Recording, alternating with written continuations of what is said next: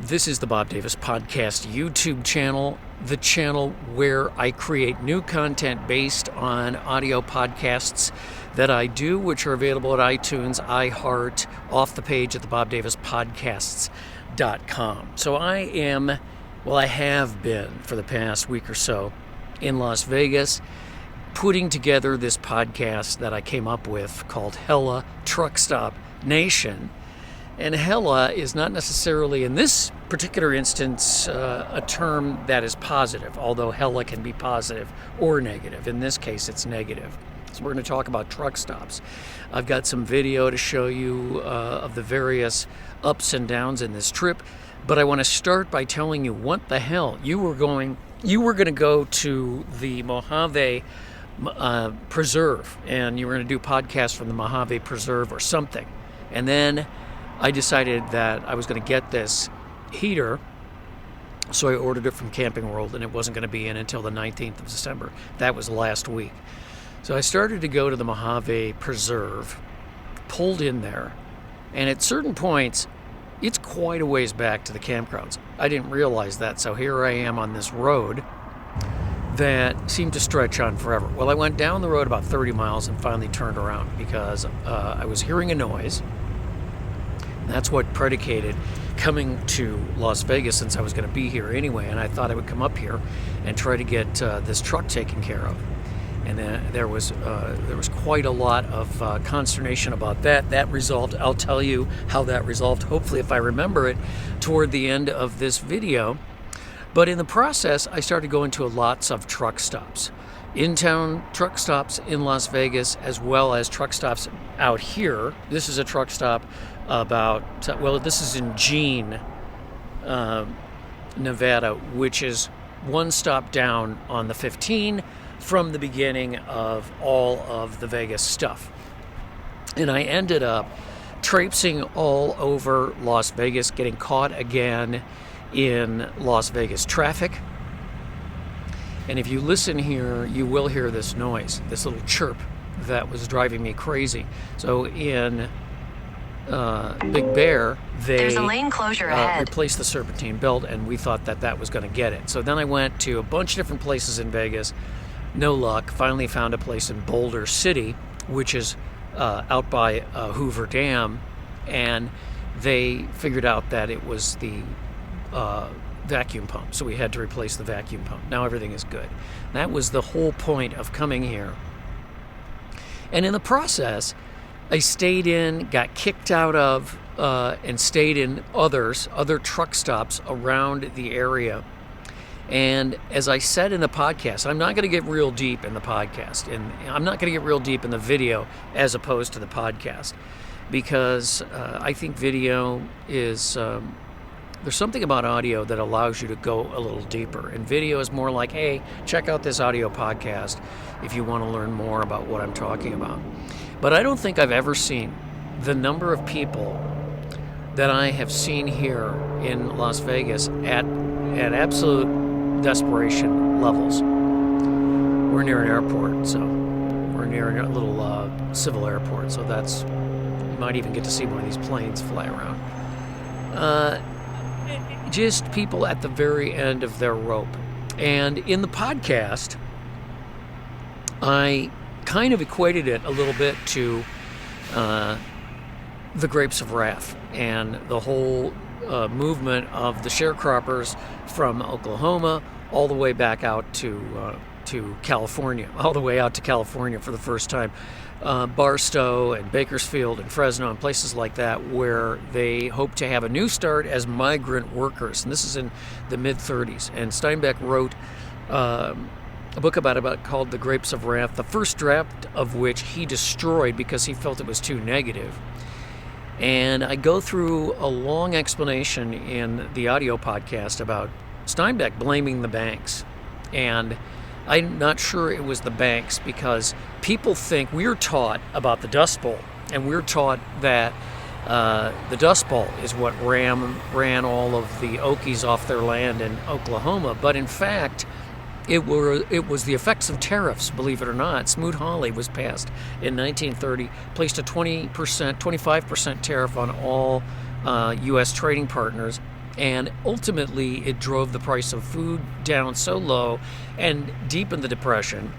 And these people were run off their land because they were sharecroppers. And the way sharecropping works is you farm the land, and then a part of the proceeds, 1/4 or whatever's agreed upon, goes for the rent.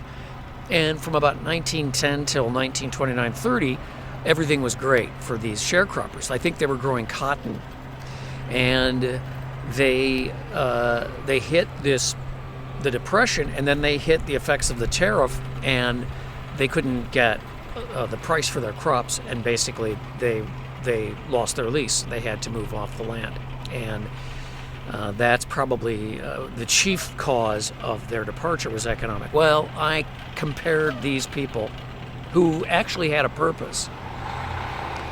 You know, they had a plan, and the plan was to go out to California and become migrant workers, and ultimately they did make it to California. And they did pretty well. In fact, there's a couple of towns over there that are called Little Oklahoma, near Bakersfield and Barstow.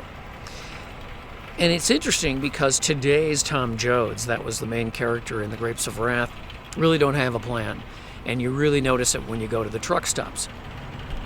Now, I'm showing video of the various truck stops I stayed in. Some are nicer than others, but in talking to managers at the truck stops and security guys at the truck stops, the biggest problem they have right now are people who are sleeping and staying at the truck stops, if they're allowed to.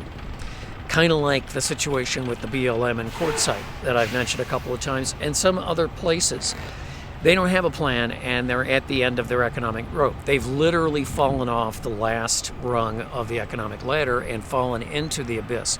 Now, I realize this is controversial. I know a lot of these people are drug addicts and have other kinds of problems, but many of them are just people who lost a job. And when I see this, and I'm not saying something that people in the comments should agree with or disagree with. I'm just simply saying that this is a real thing. This is actually happening. This is something that you notice when you are staying at truck stops. You notice that there are people there that have been there, that stay there. There was one truck stop. This is on the other side of town at Railroad Casino Junction, or whatever it's called, which is out by Boulder City. And I thought, well, I guess I can stay here. I stayed one night, and then I went to another truck stop, bounced back to this truck stop, and I got flagged. And this one, then I took this video the night before, and you could see that it was starting to fill up with cobbled together RVs, generators running all night, things like that. So I don't blame the truck stop owners from kicking people out. And in my case, the parking lot that we were in was the casino parking lot, and so I don't blame them for saying you guys can't stay here. Now, I ended up going down to Lake Mead recreation area, and there's a U.S. Park Service campground down there, and I got a campsite for $10 for 2 nights. So while I was getting work done on the car in Boulder City, I could stay down at the campground down there. And I'm not opposed to spending money. I'm not opposed to paying for parking. But the situation, whether it's in town, some of these in-town truck stops are a little shaky. It's hard to see with video because you can't really get a tight shot unless you walk right up to these people. It's hard to get a tight shot, but here, you see a lady here who is, and you'll see her, if you haven't seen her, you'll see her in a minute, of just walking her dog, but she's got all her belongings in the back of a pickup truck. And then there's a whole line of vans, box trucks, converted box trucks, which don't fool anyone, and other van type things. If you're a nomad and you're watching this, and I tag all the podcasts with Nomad Land or Nomad Life or whatever you want to call it, and I do that because this is what I'm doing. And I'm not far from those people, so I'm not judging them because I'm in my little red ambulance, sitting there right with them. And if I could have stayed, I probably would have. The thing is, in Vegas, you don't want to stay at the in-town truck stops. It doesn't look to me like there's any Walmart parking because this is what you'll get. You'll just get people who are down in their luck and stuck, and they'll just sit there. Now, maybe there's more of this in Vegas than there is anyplace else, but the thing that came to me was that, we're one disaster away from a personal catastrophe. One accident, one broken leg, one health problem, one dental problem away from not being able to pay the rent.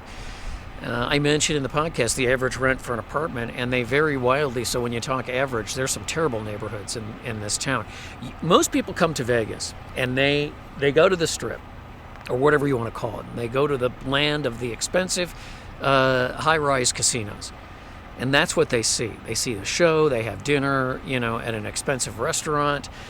They gamble a little bit, and then they go right to the airport and they fly home wherever they're from. They don't see what the other part of the city looks like. So when you get out on a few roads just really east or west of downtown Las Vegas, then you start to see these neighborhoods and these rundown casinos where Jose Feliciano is playing, or they don't even have any shows. They just have gambling, signs in the Walmart parking lot telling people they can't park there, and all of that. And then some of these neighborhoods are really run down. What was I doing down there? Trying to find a mechanic that would look at my truck and try to figure out what that sound was. And just like in Los Angeles, the city mechanics, they don't have the slightest interest in working on this vehicle. So they were all like, come and see us after January 1st, and it'll cost you $175 to look at it. So I went up to Boulder City to do my laundry. And while I was doing my laundry, I thought, well, I'm going to check. In fact, I met a guy named Mark who actually was watching my videos, and he's headed down to Quartzsite. And I was talking to him, and I was talking to another guy who actually was the first audio streamer in Las Vegas and in the United States. And he owned the little strip mall where the laundry was. I was talking to him, and I figured out, well, you know what? I wonder if there's a place here in town. And so I went to the AC Delco parts place, which also has a mechanic, a bunch of them. And they took a look at the truck, and they said, well, you need a new serpentine belt. And I said, no, I don't. I just put one in. And they said, well, okay, bro, we think it's... So they looked at it, and they came back, and they said, you know what? You're right. It's not the serpentine belt. It was the water pump. So they replaced the water pump. So I'm back out on the road. And now I came back out here to Gene. There's a BLM campground right over there. I'm not going to go there. I'm just going to go... This is the Terribles. So the truck stops I've been going to are the TAs, which are there's not too many Loves available. I know they're further out on the highway, and I'm not driving 40 miles to go to a Loves. So I've been going to the TAs, and I've been going to there's a Petro at Railroad Pass. They kicked me out too, and that was funny because the guy was like, bro, I don't, I got nothing against you. I'm really sorry. I mean, I just have to, because if we let you stay here 2 nights in a row, we'll just have a whole line. I know, I got it. It's all, I understand. So I came back out here because this is a good spot for me to shoot at sundown. So this is the Terribles. Now, this is the side that has the One Nation and the diesel for $3.24. The sign is over there, which you can't see right now. If you can get it, then they have an Arco, and then there's another one up there, and I think that's a TA. So there's a lot of new TAs here, and they have new showers and stuff. The other ones that I've been going, well, the one in town is a Pilot. So the video you saw in town is a Pilot, and then Flying J's. Some of these Flying J's are pretty run down. Actually, some of the Loves are getting pretty run down. I like truck stops. It's very interesting to me to read about van life, and one of the things that I said in the podcast was that in 2020, everybody wanted to, and I'm jumping around a little bit because I only have time and space and wind for one take for this video, so I'm jumping around. And back in 2020 with COVID, it seemed like everybody that I knew and everybody that everyone else knew was buying a van and hitting the road. And they were going to go out, and the van life credo seems to be find a cheap place to stay, or a free place. If you can do it, try to find a free place to stay. I've never really subscribed to that. I'm happy to pay my way. I go to national forest campgrounds. I go to, state park and national park campgrounds. I've talked about that in previous podcasts. But since 2020, what has happened is the people who left their job because they had PPP or unemployment or idle loans from the government and decided, I'm getting out of Dodge and I'm going to go out on the road because I've always wanted to. Well, they are out. They're back at work. They're not out here anymore. And this veneer of van life has been ripped away and leaving only the toughest of the people who are nomads. In other words, the people that are fully committed to nomad life, like myself, and the people who have no choice. They are just here because this is where they are, and they drive around. Now, here in Vegas, I think of most of these people, and this has been my experience around the country, most of these people are from the general area, although you do see people from Washington, you do see people from Vermont, you do see people from the northern tier, because this is beautiful. I mean, I'll lean out, you can see the sun. Every day is 65 to 70. The cold days are 58. It does get a little cool at night, but that's not a real problem. So the veneer's been ripped away, and what you're left with is you could be parked right next to somebody, and the thing is, you don't know what you're getting into. So the truck stops are, catch as catch can. And sometimes you can get a great one. You're only going to have 24 hours in that place. You can't stay for an extended period of time. You can't stay for 2 days, let alone an extended period of time. But when I'm in transit, or when I'm in transit going from one place to another, it's a great option because there's always truck stops along the highway. Now, I go back roads, so I have to actually detour to find a truck stop, and I'll use Google for that. But you don't have to worry about where you're going to stay if you park at a truck stop every night while you're transiting back to Detroit, right? Or Chicago, or North Dakota, or Minneapolis, St. Paul, or Michigan.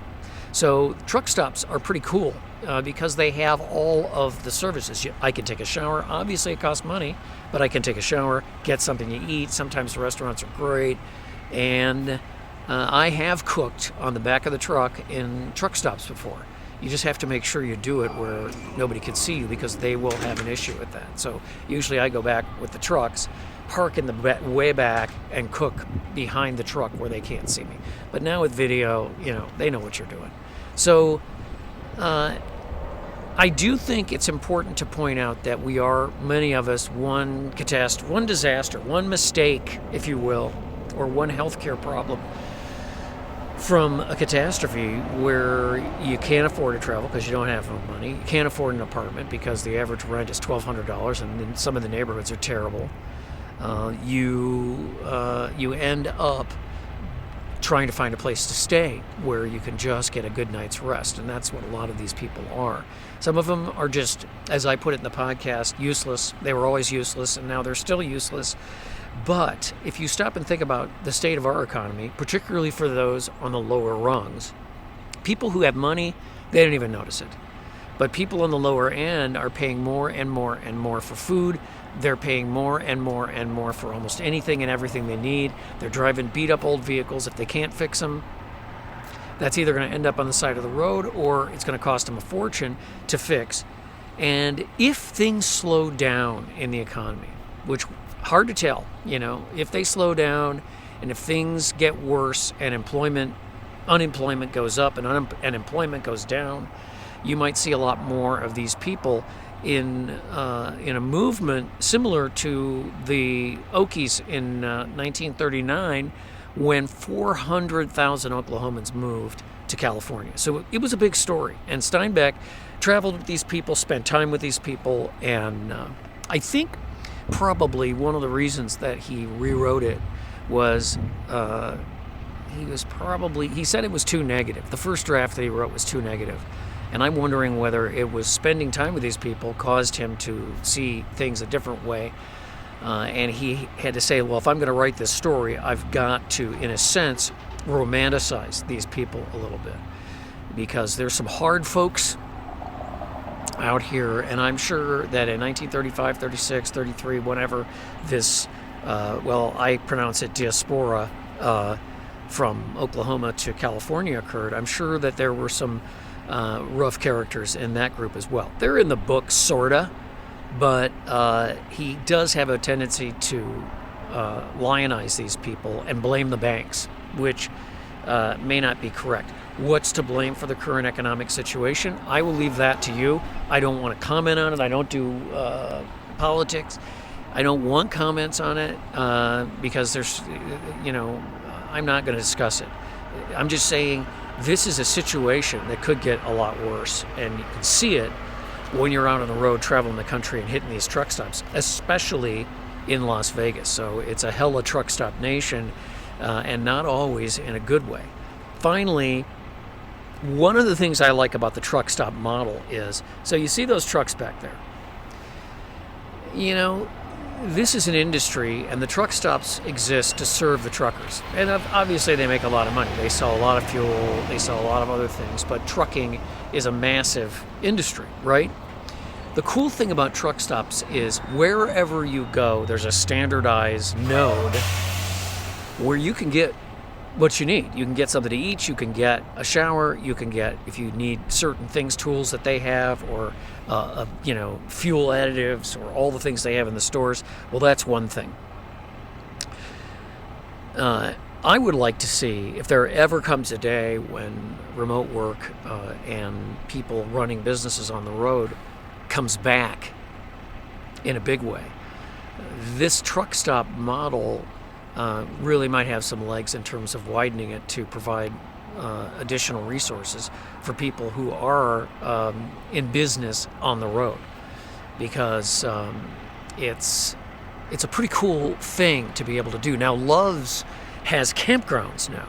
Some of the new Loves have campgrounds. I don't know what they cost, but one of the things that I ended up having to do, Loves will come and fill your propane up yourself. You don't have to exchange propane. I don't want to exchange propane bottles in my truck, and they'll come out and fill it themselves. The other truck stops don't do that. So it's just stuff like that I think they have electrified campsites now at the new Loves, because I've seen them. I didn't use one. I have no idea what they cost. Maybe somebody will say what they cost in the comments, but it's kind of developing. Although with people being told either come back to work or goodbye, and if unemployment is ticking up, which it is, that kind of makes it hard for employees to go, hey, I don't care what you say, I'm going to go find another job and decide to remote work if they'll let me. The problem is now, if you lose your job, finding a job, that's the hard part. They're not really laying people off. They're not really hiring people either. So what's happening is companies are kind of just letting the natural birth-death job process go. So if you have to leave or you decide to quit, and then you're like, well, I'm going to go find another job, you might not be able to find a job as easily as the one you got 6 months ago or a year ago or 2 years ago when they started opening things up again in those dumb states that closed everything down when they did. Anyway, so at the end of a long evening at a truck stop, you see all this truck stop stuff and you think about stuff, and you climb into your truck and you have a nice little world. I climb into Mobile Podcast Command, and these four walls look the same regardless of where I am, because this is my home. So thanks for watching Hella Truck Stop Nation. Check out the audio podcast at thebobdavispodcast.com or iHeart or Spotify or Apple Podcasts. Thanks for the comments. Thanks for the subscriptions. Thanks for subscribing to the Bob Davis Podcast at iTunes. And, I really don't know where I'm going to go from here. I think it's almost Christmas. I think I may go to Death Valley for Christmas. We'll see. But, right now, I have no idea where I'm going to go. So Enjoy the truck stop. Bump.